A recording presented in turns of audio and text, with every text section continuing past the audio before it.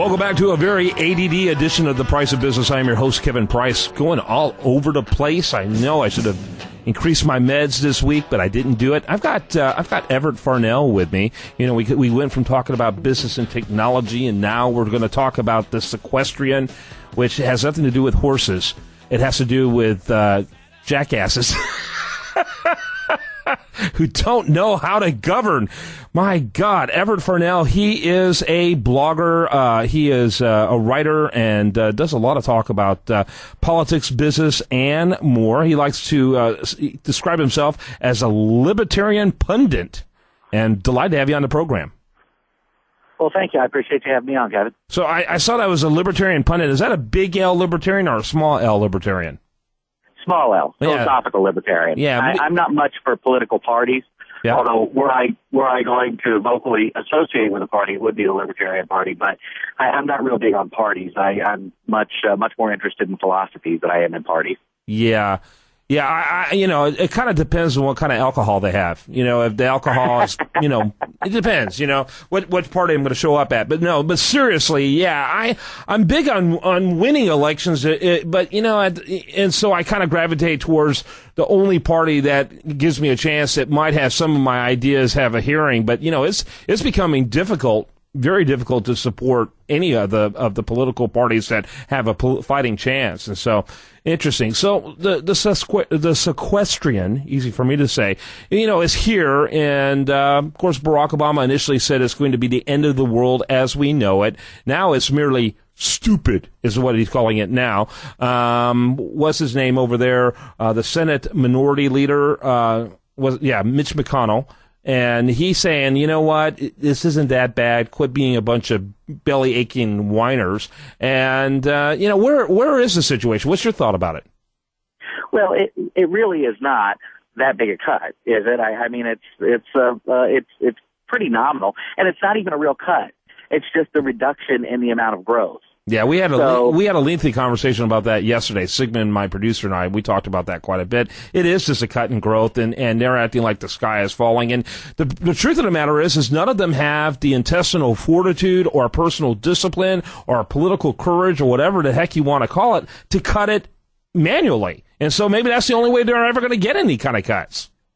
Well, but the problem. The problem is, like you said, they don't have the nerve to really cut into some programs. But see, this is more of a problem with us as a population, because everybody hates everybody else's money they get from the government, but they love the money they get from the government. Yeah, so, it's kind of the corollary of the old Huey Long saying, don't tax you, don't tax me, tax the fellow behind a tree. It's kind of the corollary to that is don't cut you, don't cut me, cut the fellow behind a tree.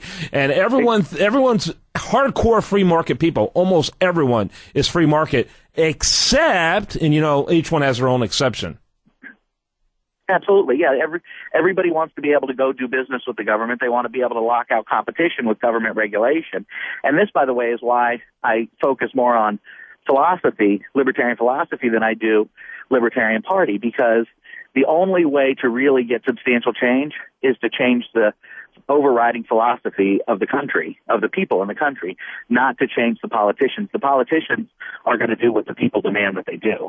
So unfortunately, the only way really to get the cut is to change the thinking pattern of the American people. I don't know if you're moving around or whatever, but you went from a pretty good sound quality to a really bad sound quality in the last 15 seconds. So wherever you were 15 seconds ago, if you could walk back over there, that would be awesome. But all right. Yeah. Yeah. So, yeah, and I don't know if you can ever change enough people. I think people's inclinations, they live on 10-second sound bites. They're too busy to actually become politically informed. They're too self-interested to understand what the role of government has nothing to do with being a provider, but a protector, and to only do those things that government can do. And I think a lot about, you like philosophy. I think of the philosophy of the founding fathers who warned about the horrors of democracy, and our population proves how horrible they are every election cycle. Well, absolutely. But see, one of the reasons why people are so too busy to become involved is because of, quite frankly, it's because of the devaluation of the dollar. You see, it used to be 50 years ago, 60 years ago, one income could support a household no problem. Now you have to have two incomes to support a household with any kind of comfort at all, or one extraordinary income. And of course, unfortunately, everybody can't earn an extraordinary income. Right. So you end up with a situation where you have two people working 40 plus hours a week, plus they have children, plus they're trying to keep a household. Well, of course, they don't have time to look at this stuff, to pay attention to this stuff. But that's the way the people in power like it. Oh yeah, now, no question about it. I'm not saying there's any concerted effort to create that. I'm not suggesting conspiracy, but I'm saying that that's the way, by and large, people in power like it. They like a distracted populace so that they don't have to answer for what they do. I think you kind of think too highly, though, of the way people are going to naturally operate, to be honest with you, Everett. I think if they weren't distracted by two jobs, or families that have to have multiple jobs in order to get by, they'd be distracted by the football game, the baseball game, going to the beach, going to the movies, going out to drink. I don't think most Americans find politics that interesting. Well, you're probably right. Most Americans don't find politics that interesting, but enough Americans would be paying attention if they had the ability and the time to. I believe enough Americans would be paying attention to that it would be that some of these things on both sides of the aisle, some of the shenanigans that they get away with, they'd have to answer for. Yeah, maybe. I don't know. I'm not sure if it would matter. Again, everyone has their own pet projects, their own pet program. People don't understand what Article 1, Section 8 of the Constitution was all about. They don't understand that the federal government was originally intended to have 17 powers, nothing more, none of which were very sexy, as you well know. Post offices, post roads. Those aren't, but heck, they didn't even have a standing army. Armies weren't allowed to serve for more than 2 years under the original Constitution. And so you sit there and you look at it and you look at where we are now.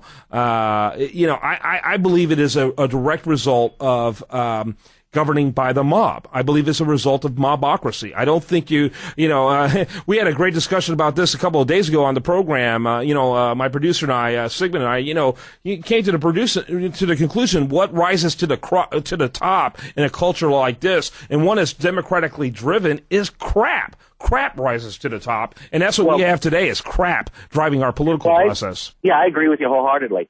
Our founding fathers put certain qualifications on voting. Now, those qualifications are obviously outdated and and invalid. Certainly, we won't. Well, I'll agree with half. I'll agree with half of what you said. Yeah, I definitely don't think that just anybody who can fog a mirror should be able to go vote. There definitely should be some qualifications. You should have some idea of what's going on and some ability to form some basis to form an opinion. Now I don't know what that answer is. I don't know if it's some sort of test, which we try. They used to do that at one point, but then the tests were rigged to make sure that people who people didn't vote who they didn't want to vote. So I don't know what the real answer to that is. But I agree with you. If everybody's voting, then you're just going to end up with crap, I think is how you put it. Yeah, I did, and I put it very eloquently too. All right, his name is Everette Farnell. What's your website there? It's enoughllies.com. Enoughllies.com. You could call your website that, but I hate to tell you, they're going to give you some more lies. So anyway, thanks for being with us today. Well, thank you for having me on. I appreciate it. Yeah, you need to keep fighting the crap. Keep it up, buddy. All right, when we come back, we're going to have more for you. Do want to remind you the show continues 24/7 over at usdatareview.com. Like it on Facebook. Follow it on Twitter. Stay tuned for more right after this.